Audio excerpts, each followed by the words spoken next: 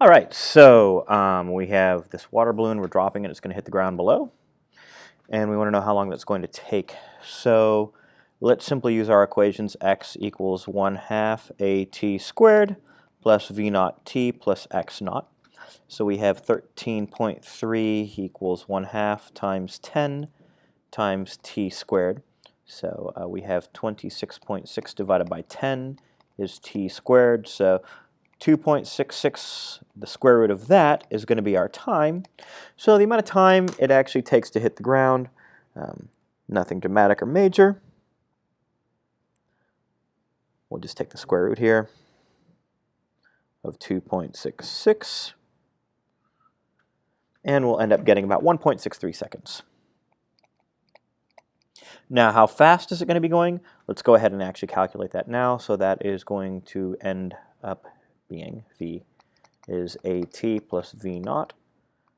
So that's going to end up being V equals 10 times 1.63, which is about 16.3 meters per second. Excellent.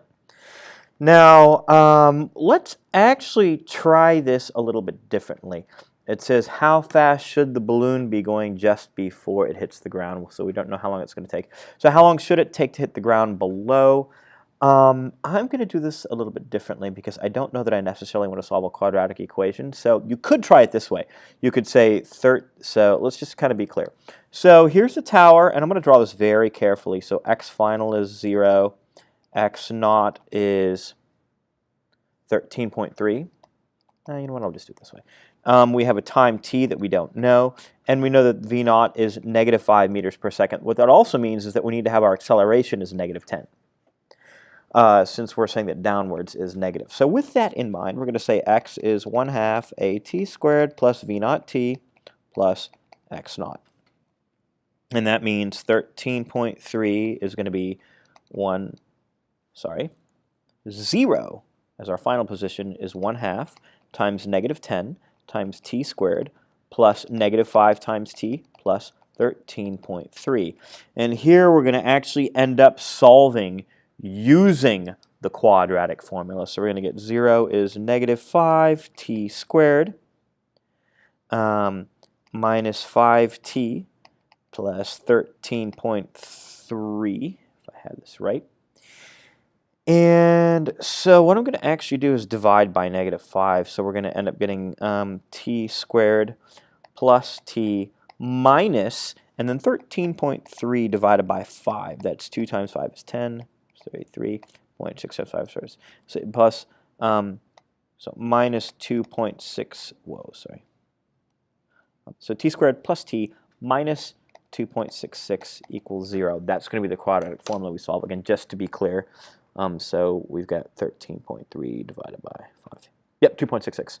All right, so to get the time it takes to hit the ground, I'm actually going to need to use the quadratic formula. So t is negative 1 plus or minus the square root of b squared, which is 1 squared, minus 4 times 1 times 2.66 all over 2. And so we're going to go ahead and sorry, this is negative 2.66 right there. So we're going to actually go ahead and simplify some of this out. So we have 4 times 2.66 plus 1 under a square root minus 1. So again, let's try that again. So 1 plus 4, okay. 4 times 2.66 plus 1 square root minus that divided by 2. So what I'm getting from my time is I'm actually getting 1.2 seconds.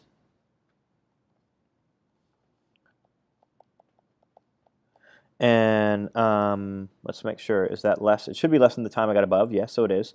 So 2.66 seconds versus 1.2 seconds. Excellent. And how fast should the balloon be going? So we're going to say V is AT plus V naught. So V is going to be 10 times 1.2 plus 5, which ends up being 17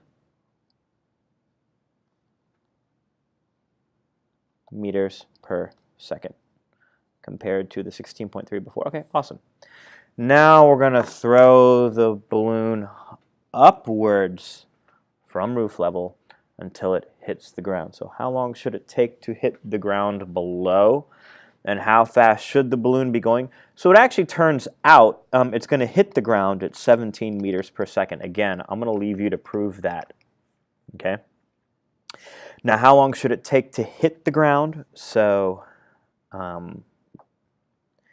we have a lot of different ways we can do this, but let's actually just throw it up from 13.3, have it go up, and then return to this 13.3 here and calculate that time.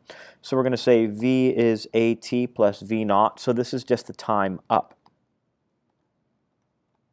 So the time up, we're going to say 0 is the final speed, minus 10 times t plus this initial speed of 5 going up. So t is going to be 1/2 of a second going up, plus 1/2 returning to the roof. And then we're going to use the time from here, because it's going at -5 meter seconds to hit the ground. So we're going to end up getting 1/2 plus 1/2 plus the 1.2 we got here. So that's going to end up being 2.2 seconds. So that is question number 12.